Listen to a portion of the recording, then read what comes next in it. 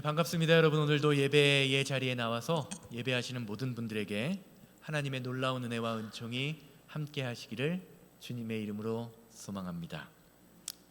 주차장에서 한 남자와 한 여자가 심한 말다툼을 하고 있다고 생각해 보시기 바랍니다. 이 사람들이 왜 싸우고 있을까요? 주차장에서 싸우면 왜 싸우겠어요? 주차하다가 접촉사고, 교통사고가 났기 때문입니다. 여기서 한 가지 질문 드립니다. 이 싸움에서 남자가 이길까요? 여자가 이길까요? 남자가 이긴다. 남자가 이긴다. 한 분, 여자가 이길 것 같다. 여자가 이길 것 같다. 여자가 더 강한가요? 여자가 이길 것 같다는 분들이 더 많으신데, 옛날에는 어떤 사람이 이긴다 그랬죠? 남자건 여자건 상관없이 목소리가 큰 사람이 이긴다라고 말씀했었습니다. 그런데 요즘은요, 바뀌었대요. 잘한 사람이 잘못한 사람을 이긴다라고 합니다. 왜냐하면 자동차마다 뭐가 있어요? 블랙박스가 있어서요, 목소리가 아무리 커도 잘못했으면 소용이 없다라고 합니다. 블랙박스 안에는요, 운전자와 운전자 주변의 모든 상황이 정확하게 기록되어 있습니다. 그래서 블랙박스를 보기만 하면요, 필요 없는 목소리를 낼 필요도 없고요, 괜히 감정 싸움을 하면서 내 힘을 소비할 필요가 없습니다. 나와 상대방이 어떻게 운전했는지를 살펴보기만 하면 자잘못이 가려지지요. 이렇게 과학이 발달하면서 우리의 싸움의 방법도 달라지고 있는 것이 오늘날의 현실이지요. 우리가 사는 이 세상은요, 다른 사람들과의 경쟁 사회예요. 모든 것이 경쟁 가운데 있습니다. 싸움 가운데 있습니다. 장사하는 분들 계시죠? 누구와 싸워야 합니까? 옆에 있는 옆 가게와 싸워야 합니다. 그렇지 않으면 내 가게가 어떻게 되죠? 망합니다. 회사를 다니는 것도 승진을 하기 위해서는 결국 내 동료, 내 친구와 다투어야 합니다. 경쟁해야 합니다. 학생들도 마찬가지지요. 내가 좋은 대학에 가기 위해서는요, 결국 내 옆에 있는 내 친구를 넘어서지 않으면 그 목적을 이룰 수 없는 것이 우리가 살아가는 시대의 모습입니다. 더불어 산다라고 이야기하지만 사실은 더불어 사는 것이 아니라 다른 사람을 짓밟아야 살아갈 수 있습니다. 사람들이 이런 사회 속에 살다 보니까요, 사람과 사람 사이에 진심으로 마음을 다해서 다른 사람을, 상대방을 대하기 힘든 사회가 되었습니다. 겉으로는 항상 웃는 모습을 하지만 속으로는 어떤 생각을 하죠? 내가 저 인간보다는 낫지 라는 생각을 하고, 나보다 못나 보이는 사람이요, 나보다 잘 되는 것이 어때요? 속으로는 못마땅합니다. 오죽하면 사촌이 땅을 사면 어떻다고요? 배가 아파요. 그런 말이 있을 정도예요. 여러분 어떠세요? 배 많이 아파 보셨나요? 인생 살면서? 여러분은 어떻습니까? 나보다 못난 것 같은 사람이 잘 되면 배가 아프시는 편입니까? 아니면 마음과 정성, 모든 뜻을 다하여 그 사람을 축복해주고 기뻐해줄 수 있는 마음이 있는 편이십니까? 디모데전서, 오늘 우리가 읽은 디모데전서 6장 11절 12절은 이렇게 이야기하죠. 오직 너 하나님의 사람아, 이것들을 피하고 의와 경건과 믿음과 사랑과 인내와 온유를 따르며 믿음의 선한 싸움을 싸우라. 영생을 취하라. 이를 위하여 내가 부르심을 받았고 많은 증인 앞에서 선한 증언을 하였도다. 사랑하는 여러분, 성도는 믿음의 선한 싸움을 싸우는 사람들입니다.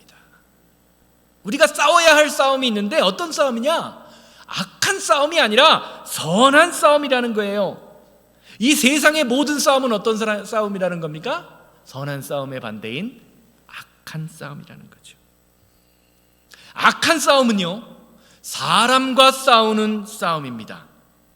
그래서 악한 싸움을 싸우는 사람들은요, 자기 생각, 자기 방법으로 자기의 뜻을 이루려고 다른 사람들과 싸웁니다. 그게 우리 인생의 모습입니다. 사람들의 경쟁이 결국 악으로 끝날 수밖에 없는 이유는요, 결국 상대방에게 상처만 남길 수밖에 없는 싸움이기 때문입니다. 여러분, 부부싸움 해보셨나요? 부부싸움 언제 최근에 해보셨습니까? 씩 웃으시는 분들은 최근에 싸워보신 분들이죠. 부부싸움의 대부분의 원인은 무엇입니까? 저도 부부 생활을 하다 보니까 그런 경험을 하는데요, 부부싸움의 원인이 뭐죠? 상대방을 이겨먹으려고 하기 때문이에요. 이기려고 하기 때문에. 그래서 상대방의 원인이 항상, 싸움의 원인이 어디에 있죠? 나에게 있는 것이 아니라 저 사람에게 있습니다. 너는 틀렸다라는 거죠. 그런데 부부싸움을 가만히 들여다보면 틀렸다기보다는 대부분의 경우가 어떤 경우가 많죠? 다른 경우가 많은 거예요. 다름을 인정하지 못하니까 박 터지도록 싸우다가 결국에는 어떻게 돼요? 마음만 상합니다. 사랑하는 여러분, 나를 주장하는 세상의 싸움은요, 결론이 있을 수가 없습니다. 이길 수도 없습니다. 내가 이긴 것처럼 보여도, 내가 세상에서 가장 강한 것처럼 보일지라도 시간이 지나면 더 강한 것이 나타납니다. 아니면 내가 약해집니다. 여러분, 최근에 마이크 타이슨이 복귀 전 58세거든요. 마이크 타이슨이라고 아세요? 옛날에 유명한 복싱 선수입니다. 58세가 되는 마이크 타이슨이요, 27세인 제이크 폴이라는 복서와 권투 시합을 했어요. 옛날에 마이크 타이슨이 어떤 사람이었냐? 스치기만 해도 다운된다라고 이야기하던 사람입니다. 많은 중년들은요, 저를 포함한 40대 50대 사람들은요, 은근히 마이크 타이슨이 이기기를 바랬어요. 그러면서 경기 날이 다가왔어요. 결과가 어땠는지 아십니까? 1회전, 2회전은요 잘 싸우는 것 같은데 3회전이 지나니까 손도 제대로 뻗지 못하고 결국에는 슬슬 상대방이 봐주다가 판정패로 졌습니다. 아무리 날고 기던 사람도요, 시간이 지나면 힘이 약해지는 것이 우리 인생사의 모습이에요. 세상에 영원한 것은 없기 때문입니다. 여러분, 3D라는 말 들어보셨죠? 3D 직업 들어보셨죠?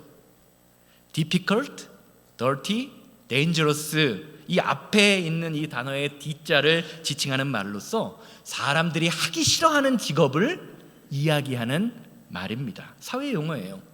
예전에는 이 3D 직업을 뭐라고 이야기했느냐? 광업, 건설업, 도축업, 농업과 같은 힘을 쓰고 몸을 쓰는 일들을 3D 직업이라고 이야기했습니다. 그런데 요즘은 바뀌었대요. 요즘은 감정 노동을 하는 교사, 경찰, 서비스직을 3D 업종에 포함시키고 있습니다. 왜일까요? 왜냐하면 진짜 힘든 일은요, 몸이 힘든 일이 아니라 뭐가 힘든 일? 마음이 힘든 일이 진짜 힘든 일이기 때문입니다. 사람을 상대하는 것이 그만큼 힘들고 어렵다는 겁니다. 여러분, 제가 앞에 서서 목회를 하고 설교를 하는데요, 목회가 힘들까요? 힘들지 않을까요? 힘들다. 힘들다. 에이, 목사님, 목회가 뭐가 힘듭니까? 별로 힘들지 않은 것 같다. 아무도 힘들지 않다라는 데는 손 안 드시는데 본인 보고 하라 그럴까 봐 아마 그러실 거예요. 누가 저에게 목사님, 목회가 힘듭니까? 라고 한 번만 물어봐 주세요. 어떠실 것 같으세요? 저는 힘들지 않습니다. 제 아내 얼굴 한번 보세요. 다 한번. 사모님 한번 얼굴 들어봐요. 저게 힘든 사람 얼굴입니까? 여러분, 제 얼굴이 힘들어 보이세요? 목회가 힘든 이유는요, 변하지 않는 사람을 보기 때문입니다. 신앙생활하면서 우리가 힘들다고 느끼는 이유는요, 변하지 않는 사람을 보기 때문입니다. 제가 목회를 10년 정도, 단독 목회를 10년 정도 하면서요, 이런 노하우가 생겼어요. 저는 사람에 대한 기대를 하지 않습니다. 사람에 대한 기대가요, 전혀 없어요. 그 대신 기대하는 것이 있습니다. 그 사람을 변화시킬 하나님의 은혜, 그 사람을 변화시킬 하나님의 능력을 기대합니다. 그러다 보니까요, 어떤 사람이 어떤 행동을 해도요, 별로 실망스럽지 않아요. 그 사람이 그럴 수도 있지라고 생각합니다. 그리고 그 다음에 그 사람을 보면서 생각하면서 기도합니다. 하나님이 저 사람도 나를 변화시키셨듯이, 나를 변화시키고 있듯이 하나님이 저 사람도 변화시키실 것이다. 그런 마음을 가지고 기도하면 하나도 힘이 안 듭니다. 이 기대가 없으면요, 목회를 못합니다. 사랑하는 여러분, 변하지 않는 사람의 모습을 볼 때 우리는 낙심합니다. 그리고 변하지 않는 그 사람을 보면서 뭐하죠? 정죄합니다. 왜 저 인간은 저렇지? 그런데 목회를 하다 보니까요, 많은 사람을 상대하다 보니까요, 정죄도 습관이 되더라고요. 대부분의 경우 상대방을 나무라는 정죄하는 사람을 보면서 나 자신을 보지 못하는 경우가 많이 있는 것을 보게 됩니다. 갈라디아서 2장 20절 말씀 보세요. 너무나 유명한 말씀이지요. 내가 그리스도와 함께 십자가에 못 박혔나니 그런즉 이제는 내가 사는 것이 아니요 오직 내 안에 그리스도께서 사시는 것이라. 이제 내가 육체 가운데 사는 것은 나를 사랑하사 나를 위하여 자기 자신을 버리신 하나님의 아들을 믿는 믿음 안에서 사는 것이라. 사랑하는 여러분, 신앙생활은 다른 사람과의 싸움이 아닙니다. 십자가 앞에서 하나님과 대면하여 싸우는 것이 신앙생활입니다. 나와 싸워야 합니다. 그렇기에 변하지 않는 아무리 봐도 가망성 없는 나 자신을 십자가 앞에 세워놓고 내가 주님과 함께 십자가에 못 박혔음을 선포하는 것, 그것이 신앙생활이에요. 사랑하는 여러분, 여러분은 어떠십니까? 여러분은 어디까지 십자가에 못 박으셨습니까? 여러분의 자아와 물질과 시간과 감정과 건강은 평안하십니까? 어떠십니까? 오늘 말씀은요, 이런 싸움을 무슨 싸움이라고 이야기합니까? 선한 싸움이다 라고 이야기합니다. 그리고 하나님의 사람이라고 불리우는 성도의 삶에 반드시 선한 싸움이 있어야 한다라고 이야기하지요. 오직 너 하나님의 사람아, 믿음의 선한 싸움을 어떻게 해라? 싸워라. 사랑하는 여러분, 성도는 선한 싸움을 싸우는 사람입니다. 그러기 위해서는요, 내 삶이, 우리의 가정이, 우리의 사업장이, 우리 교회가요, 하나님의 말씀에 붙들려 있는 삶을 살아야 합니다. 그렇지 않으면 선한 싸움을 한다고 하면서 사람과 싸우다가 시간을 낭비하고 인생을 망치게 된다라고 성경이 증거하고 있습니다.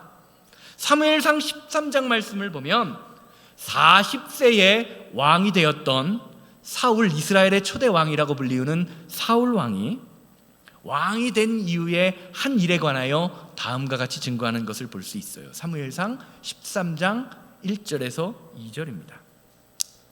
사울이 왕이 될 때에 40세라 그가 이스라엘을 다스린 지 2년에 이스라엘 사람 3,000명을 택하여 그 중에 2,000명은 자기와 함께 믹마스와 베델산에 있게 하고 2,000명은 요나단과 함께 베냐민 기브아에 있게 하고 남은 백성은 각기 장막으로 보내니라. 사울이 왕이 되자마자 1년 2년 만에 3,000명의 군사를 뽑아서 요새, 자신이 중요하다고 하는 전쟁 요새의 군사들을 배치한 이유는 자신의 싸움이 눈에 보이는 블레셋과의 싸움이라고, 내가 군사를 많이 배치하여 잘 정비해 놓을 때 블레셋을 이기고 막을 수 있다고 생각했기 때문입니다.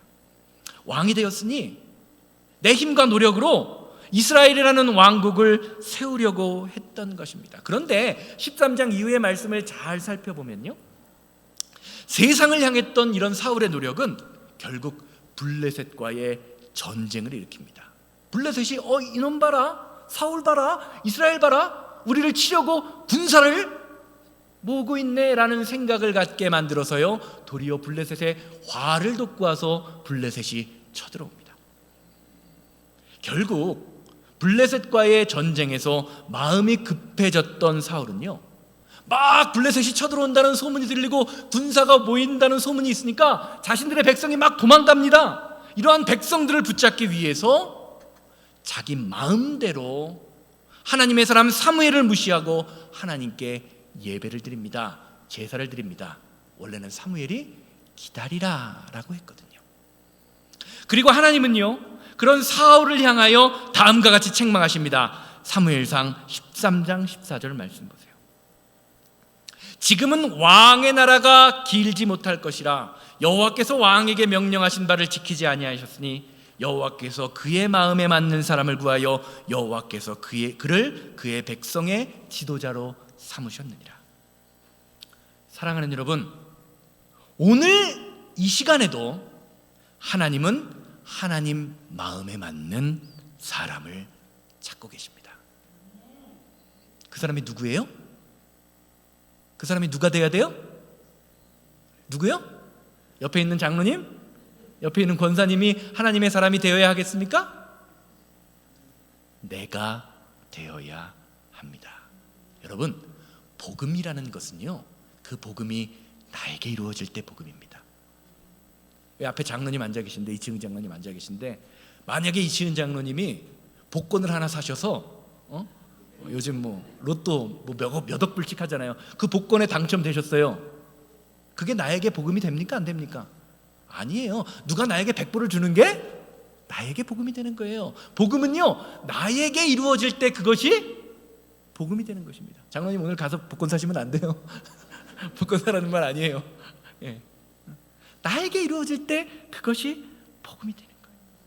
내가 하나님의 사람이 되어야 합니다. 이것이 선한 싸움을 싸우는 성도의 모습입니다. 사울의 모습을 보세요. 성도가 예배하는 이유는요, 나의 필요와 욕구와 안전을 채우기 위한 싸움이 아닙니다. 그래서 세상에서 승리하는 싸움을 싸우기 위함이 아닙니다.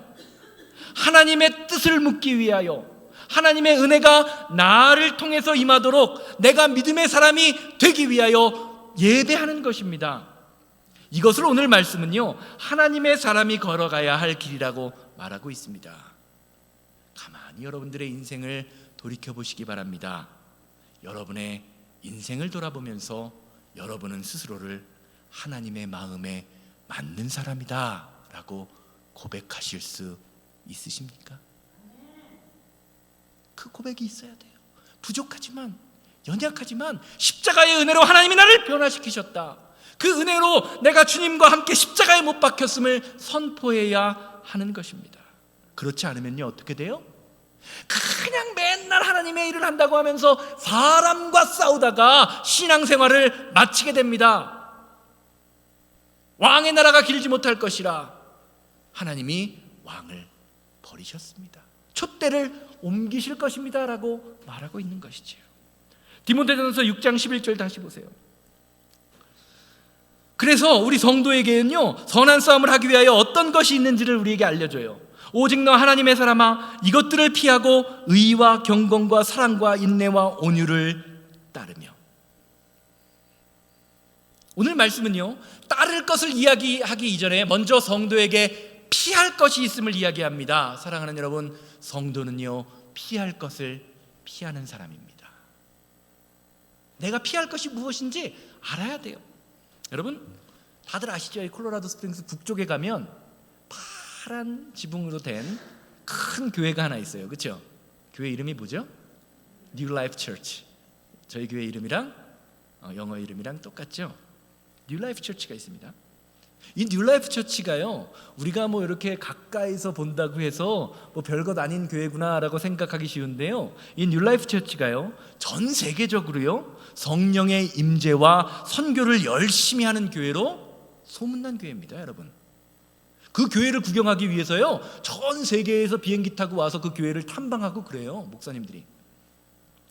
이 교회가 개척되고 성장하는데 테드 해거드라는 목사님이 개척하셔서 아주 중요한 역할을 하셨다고 합니다. 뭐 저는 개인적으로 알지도 못하고 만나보지도 못했습니다. 이 테드 해거드 목사가요, 몇몇의 성도들과 뉴라이프 처치를 개척하고 엄청난 부흥의 역사가 일어났습니다. 예배 중간중간에 엄청난 성령의 역사가 일어나서요, 예수 그리스도의 이름으로 불치의 병이 걸린 사람이 회복됩니다. 우울증에 걸린 사람이요, 예배를 드리다가 회복돼요. 귀신에 걸려서 그냥 자신의 인생이 망가졌던 사람이요, 회복되는 역사가 일어난 교회가 저 뉴라이프 처치예요. 당연히 교회는 어떻게 됐을까요? 엄청나게 부흥했습니다. 그런데 아시는 분들은 아시겠지만 2006년에요 엄청난 일이 일어납니다. 바로 테드 해거드 목사가요 자신의 교회 교인들과 마약을 하고 동성애를 한 것이 적발된 것입니다. 결국 그는 교회를 사임하고 교회는 엄청난 혼란 가운데 빠집니다.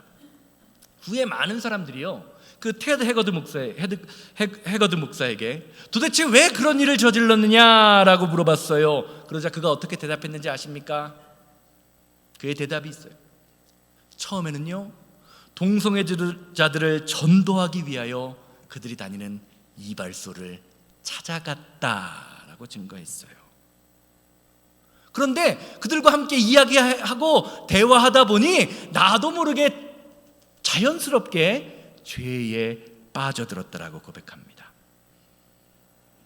왜 그 사람이요, 그 목사님이 동성애 이발소를 찾아갔을까요? 내가 죄를 이길 수 있다라는 교만한 마음이 그 마음에 있었던 거예요. 그 교만함이 그 자신을 무너뜨리고 교회를 무너뜨렸다는 것입니다.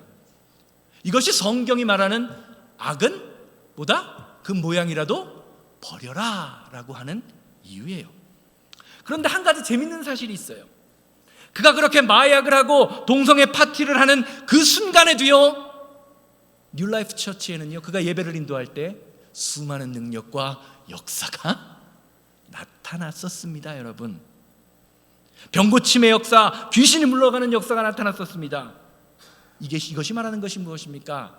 눈에 보이는 현상이 다가 아니라는 거죠. 사랑하는 여러분, 피할 것을 피하지 못하면 결국 사망에 빠지게 됩니다. 내 힘으로 세상을 이기고 내 힘으로 죄를 이길 수 있다는 생각은 교만입니다. 아무도 세상을 이기고요 아무도 죄를 이길 수 있는 사람은 없습니다. 누구만 이길 수 있어요? 우리가 믿는 우리 주 예수 그리스도. 그 십자가의 능력만이 죄를 이길 수 있는 힘을 주는 것입니다. 그래서 십자가의 능력이 있는 사람은 어떤 사람이냐? 죄와 맞서 싸우는 사람이 아닙니다. 여러분, 죄를 먼저 피해야 돼요. 요셉의 모습에서 그것이 너무나 잘 나타나지 않습니까? 보디발의 아내가 유혹할 때 요셉은 어떻게 했죠? 그 자리를 피하여 도망갑니다. 맞섰다간, 함께 했다가는 이길 수 없는 자신의 연약함을 본 것입니다. 디모데전서 6장 4절에서 5절 말씀 보세요. 그는 교만하여 아무것도 알지 못하고 변론과 언쟁을 좋아하는 자니 이로써 투기와 분쟁과 비방과 악한 생각이 나며 마음이 부패하여지고 진리를 잃어버려 경건을 이익의 방도로 생각하는 자들의 다툼이 일어나리라. 이게 어떤 사람이에요? 교만한 마음이 우리에게 들었을 때 우리 가운데 생기는 문제라는 겁니다. 경건을 이익의 방법으로 생각한다는 말은요, 예배를 통해서 나의 목적, 세상의 필요와 욕구를 얻고자 하는 마음을 뜻하는 것입니다. 아까 사울의 마음이 바로 이런 마음이었죠. 내가 예배하면 하나님이 나에게 축복을 주시겠지. 내가 예배하면 하나님이 나에게 성공을 주시겠지. 한 가지 질문 드립니다. 예전에도 드린 적이 있는데요. 여러분 어떻게 생각하세요?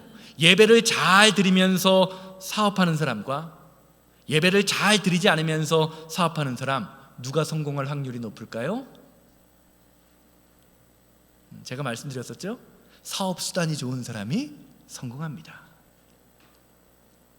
우리 안에는요, 믿음에 대한 성공 신화가 있어요. 하나님을 잘 믿으면 사업에 성공합니다. 하나님을 잘 믿으면 운동 경기에 나가서도 승리합니다. 하나님을 잘 믿으면 질병에 걸려도 기도하면 하나님이 고쳐주실 것이다라는 성공 신화가 있습니다. 그런데 오늘 말씀은요, 우리 안에 진리를 잃어버리고 교만한 마음이 생길 때 경건을 이익의 방도로 착각하는, 생각하는 자들이 생겨나게 될 것이다라고 이야기하고 있습니다. 사업수단이 없는 사람은요, 운동 능력이 없는 사람은요, 아무리 경건하게 살아도 사업에 실패하고 운동 경기에 나가면 지는 것입니다. 그러면 우리는 그리스도인으로 어떻게 살아야 합니까?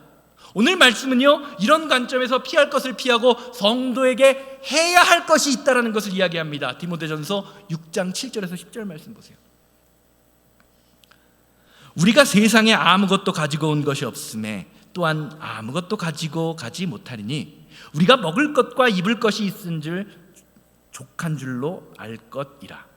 부하려고 하는 자들은 시험과 올무와 여러 가지 어리석고 해로운 욕심에 떨어지나니 곧 사람으로 파멸과 멸망에 빠지게 하는 것이라. 돈을 사랑함이 일만하게 뿌리가 되나니 이것을 탐내는 자들은 미혹을 받아서 믿음에서 떠나 많은 근심으로써 자기를 찔렀도다. 너무 잘 아는 말씀이죠. 구절이죠.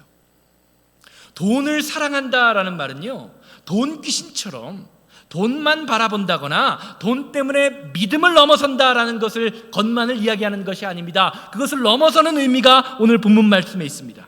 디모데전서 전체적인 맥락에서 이 말씀을 살펴보면요, 하나님이 우리에게 주신 건강, 시간, 물질과 같은 모든 축복을요, 온전히 누리지 못하는 것이다 라는 의미가 있어요. 목회를 하다 보면요, 많은 분들을 만나게 되는데 그분들과 대화하다 보면요, 평생을 열심히 일해서 많은 돈을 모았는데요, 돈을 많이 벌었는데 일만 하다 보니까요, 돈을 어떻게 써야 하는지를 잘 모르는 분들을 보게 됩니다. 수십만 불, 수백만 불 통장에 쌓아놓고요, 정작 내가 돈을 써야 할 때는요 5불, 10불조차도 쓰는 것을 아까워하는 분들, 또 내가 어떻게 나를 가꾸어야 하는지, 내 삶에서 무엇을 누려야 하는지를 모르는 분들을 많이 보게 돼요.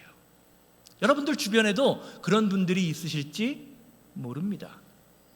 또 어떤 분들은요, 일만 하다 보니까 일 중독에 걸려서요, 쉬어야 하는 시간이 됐을 때, 지난주와 같이 그 땡스기빙 브레이크가 되었을 때요, 어떻게 쉬는지를 모르는 분들이 있어요. 여러분, 어떻게 사랑하는 가족들과 시간을 보내야 하는지, 친구들과 시간을 보내야 하는지 모르는 분들이 있어요.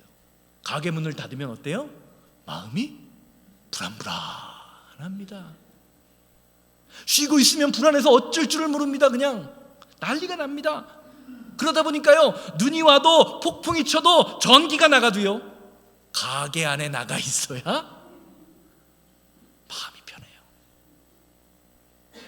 누림이 없어요. 쉼이 없습니다. 그런데 오늘 본문 말씀은요, 잘 보세요.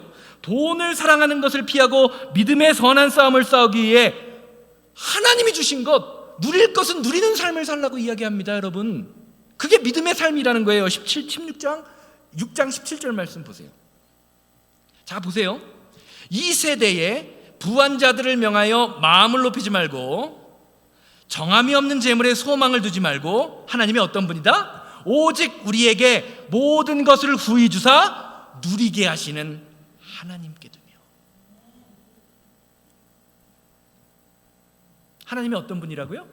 우리에게 주신 것을 후히 주사 누리게 하시는 분이라는 거예요. 사랑하는 여러분, 물질을 사랑하여 재물에 소망을 두면요, 하나님이 나에게 주신 풍성하게 누릴 것을 누리지 못하게 됩니다. 이게 오늘 본문 말씀의 핵심이에요. 많이 가져도 늘 부족함을 느끼고요, 하나님이 내게 주신 것을 사용하면서도 마음 한켠에 내가 이래도 되나? 라는 죄책감을 느낍니다. 왜요?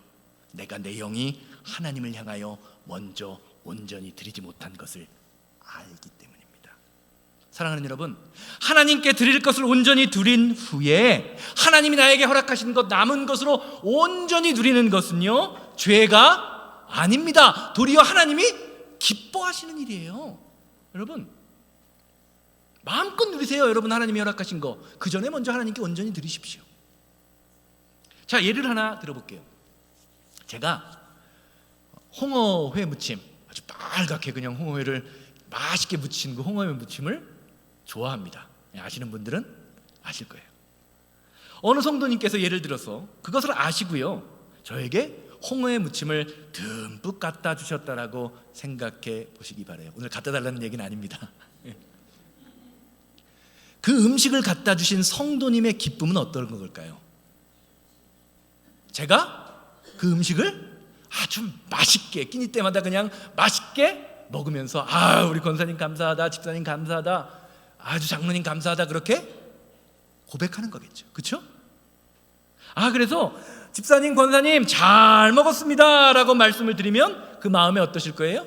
기쁨이 넘치고 보람이 넘치실 거예요. 근데 한번 생각해 보세요. 제가 그분이 주신 음식이 사라지는 게 아까워 갖고요, 음식을 안 먹으면 어떨까요? 아끼다가 냉장고에서 음식이 썩을 때까지 음식을 먹지 않으면, 여러분, 그 음식을 해주신 성도님의 마음이 과연 어떨까요? 야, 목사님이 그렇게 잘 아끼시는구나, 아주 마음이 좋다, 그러실까요? 아니죠. 사랑하는 여러분, 하나님도 마찬가지예요. 하나님이 여러분에게 주신 것은요, 마음껏 누려야 합니다. 이렇게 누리는 것이 축복입니다. 그러나 이런 것을 누리면서 우리가 반드시 생각할 것이 있다고 오늘 본문 말씀은 이야기하고 있어요. 누릴 것은 누려라, 그러나 생각할 것은 생각하라, 따를 것은 따르라. 무엇이냐? 왜 하나님이 나에게 이런 풍성한 재물과 건강과 능력과 시간을 주셨는지 깊이 생각하고 고민해야 한다는 것입니다. 그러기 위해서 오늘 본문 말씀이 제시하는 것이 무엇입니까? 선을 행함. 그것을 다른 말로 마지막 절 말씀에는 나눔이라고 이야기하고 있습니다. 18절 말씀 보세요. 17절 이후에 바로 이어지는 말씀이에요. 모든 것을 후히 주사 누리게 하시는 그 하나님께 소망을 두고, 18절, 선을 행하고 선한 사업을 많이 하고 나누어 주기를 좋아하며 너그러운 자가 되라. 사랑하는 여러분, 성도의 다른 이름은 너그러운 사람입니다. 쪼잔하게 살지 말라는 겁니다. 영어 표현을 보면 나눠주라 라는 말을 무엇이라고 표현하면요, be willing to share. 현재 진행형이에요. 기꺼이 나눠주고 있는 사람이 되라. 오늘 말씀 잘 보세요. 오늘 본문 말씀은요, 나를 만족시키는 부유함을 피하라고 권면합니다. 그러면서 의와 경건과 믿음과 사랑과 인내와 온유를 따르라 라고 이야기해요. 11절 말씀에서 그렇게 이야기하죠. 그게 뭐라는 거예요? 선한 싸움, 성도가 하나님의 사람이 가야 할 선한 싸움이라는 겁니다. 자, 그런데 한번 생각해 보세요. 의와 경건과 믿음과 사랑과 인내와 온유가 누구의 성품이지요? 누구의 성품이죠? 우리가 믿는 예수 그리스도의 성품입니다. 나를 위해서 쌓아두며 나와 내 가족들만 위해서 사용하면 결국 썩어져 버릴 수밖에 없다는 겁니다. 예수님의 모습을 보세요. 예수님은요, 어디에 가든지 누구를 만나시든지 하나님이 자신에게 허락하신 모든 것들을 풍성히 누리시는 삶을 살았어요. 예수님 누리시는 삶 살았어요. 예수님 뭐 이렇게 세상에서 찌질하게 막 그렇게 사신 것도 아니고요. 하나님이 가지신 것을 풍성하게 누리셨습니다. 오죽하면요, 바리새인들이 예수님 보고 뭐라 그랬어요? 야, 예수, 너희는 맨날 술에 취하고 맨날 잔치만 하냐? 비난할 정도였습니다. 야, 사도 요한을 봐, 세례 요한을 봐. 세례 요한 저렇게 고난을 행하는데 자신의 몸을 그냥 십자가에 못 박듯이 그렇게 고난 가운데 사는데 왜 너희들은 잔치만 하냐? 왜 맨날 술에 취해서 그냥 먹을 것만 즐기면서 살아가느냐라고 비난할 정도였어요. 그런데요, 그랬던 예수님이요, 나를 위해서 그렇게 풍성하게 누렸던 예수님이요, 병들고 소외된 자들, 약한 자들, 가난하고 연약한 자를 만났을 때는 어떻게 하시죠? 그들이 찾아올 때는 어떻게 하시죠? 마음과 정성을 다해서요, 자신이 가진 모든 것을 나눔과 섬기는 너그러운 마음이 있으셨던 분이에요. 그리고 이런 너그러움의 마음은요, 약한 사람을 섬김으로 드러났다라는 것입니다. 오늘 말씀, 이런 점에서 오늘 말씀은요, 교회와 성도의 삶에 돌봄과 나눔이 있어야 함을 권면하고 있는 것입니다. 선을 행하고 선한 사업을 많이 하며 나누어 주기를 좋아하고 너그러운 자가 되게 하라.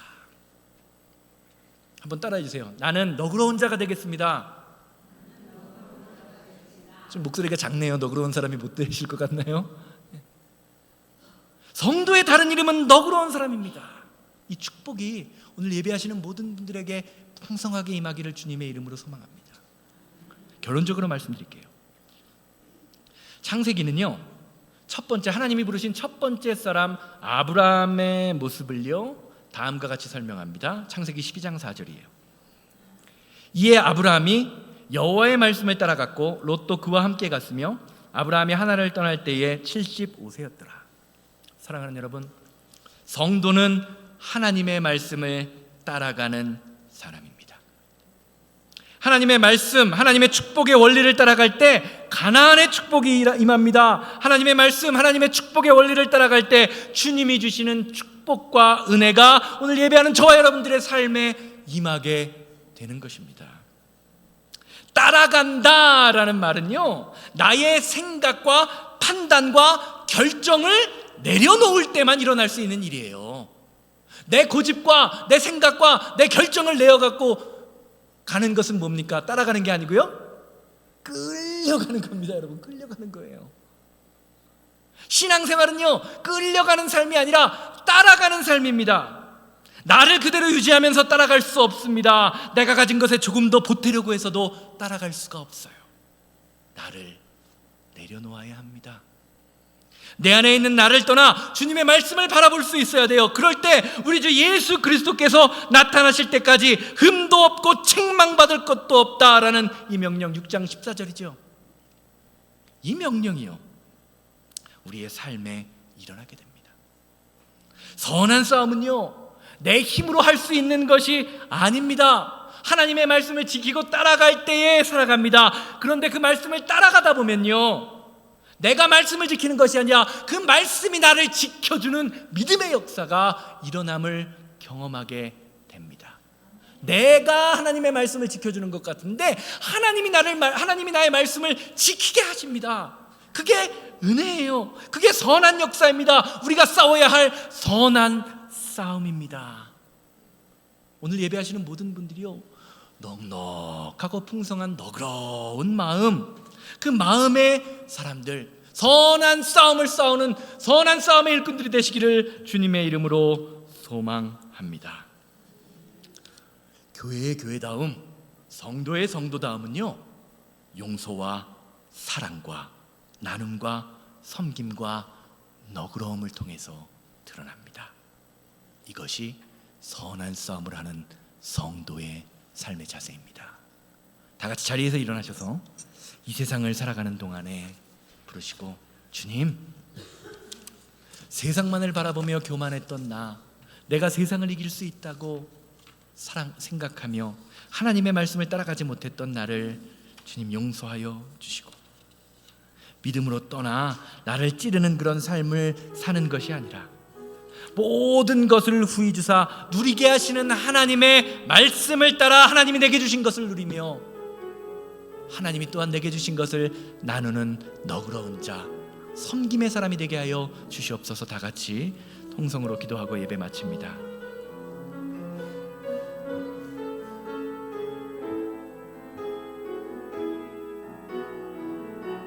이 세상을 살아가는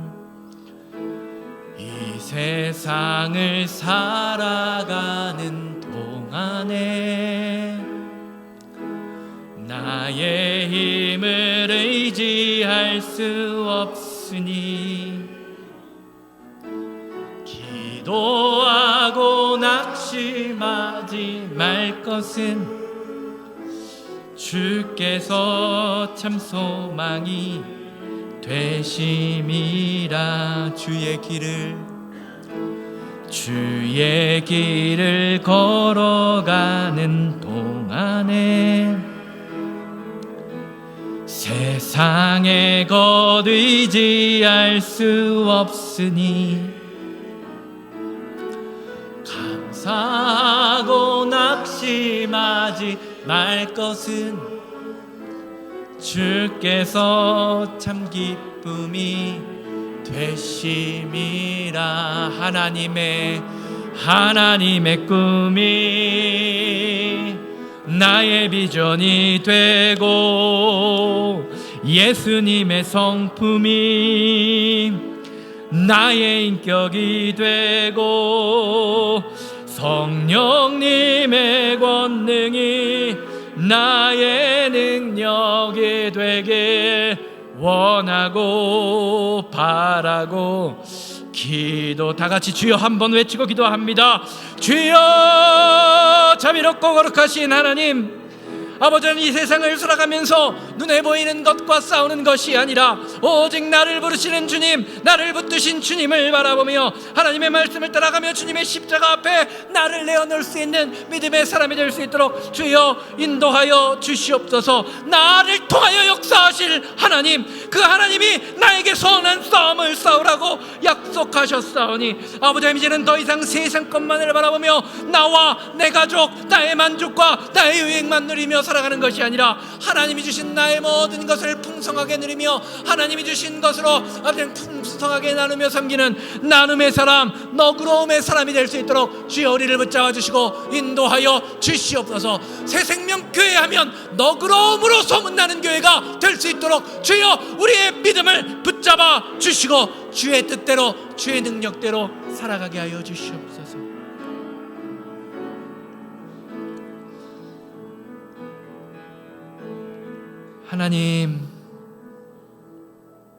하나님을 믿는다고 하면서 지금까지 세상을 향한 싸움만 살았습니다. 나와 내 가족과 나의 만족을 누리며 사는 것이 최고인 줄 알고 살았던 우리의 부족한 자아의 모습, 연약한 자아의 모습을 십자가에 내려놓게 하여 주시고 이제는 하나님의 마음에 맞는 사람이 되어 하나님의 사람으로 선한 싸움을 싸우며 하나님이 주신 모든 것을 온전히 누리며 나누며 섬기는 너그러운 사람이 되게 하여 주시옵소서. 우리 새생명교회 하면 너그러움으로 소문나게 하시고 우리 새생명교회 하면 많은 사람에게 기쁨을 주며 유익을 주는 나눔으로 소문나는 사람들이 될 수 있도록 주님 우리의 삶에 간섭하여 주시옵소서. 이제는 우리 주 예수 그리스도의 은혜와 아버지 하나님의 거룩하심과 성령님의 감화감동 역사하심이 예배를 마치고 삶의 자리로 돌아가 하나님이 나에게 주신 것을 후히 누리며 또한 나눔의 사람, 섬김의 사람이 되기 원하는 우리 성도님들의 삶과 가정과 사업장 만나는 모든 사람들 위해 이제로부터 영원토록 함께 있을지어다. 아멘.